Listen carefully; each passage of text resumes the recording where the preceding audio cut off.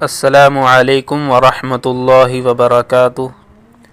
امیر المؤمنین حضرت سیدنا ابو بکر صدیق رضی اللہ تعالی عنہ کے حالات۔ خلیفہ اول خلیفۃ المسلمین رضی اللہ تعالی عنہ کا نام نامی اس میں گرامی عبداللہ بن عثمان بن عامر بن عمر بن کعب بن سعد اور کنیت ابو بکر ہے۔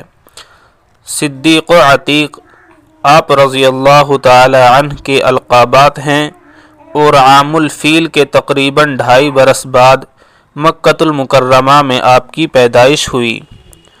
آپ رضی اللہ تعالی عنہ امت میں سب سے افضل، سب سے پہلے اسلام قبول کرنے والے، رسول اللہ صلی اللہ تعالی علیہ وآلہ وسلم کے خلیفہ، سب سے بڑے عالم، علم انساب کے ماہر، علم تعبیر کے عالم، صائب الرائے، امت میں سب سے زیادہ رحم دل تھے۔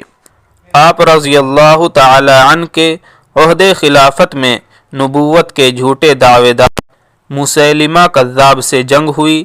یہ حضرت سیدنا وحشی رضی اللہ تعالی عنہ کے ہاتھوں قتل ہوا۔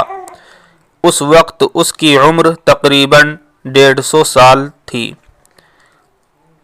اس جنگ میں سپہ سالار حضرت سیدنا خالد بن ولید رضی اللہ تعالی عنہ تھے۔ اس دن مسلمانوں کی پہچان یا محمدہ تھی۔ آپ رضی اللہ تعالی عنہ نے اپنے عہد خلافت میں سب سے پہلے قرآن شریف کو جمع کروایا۔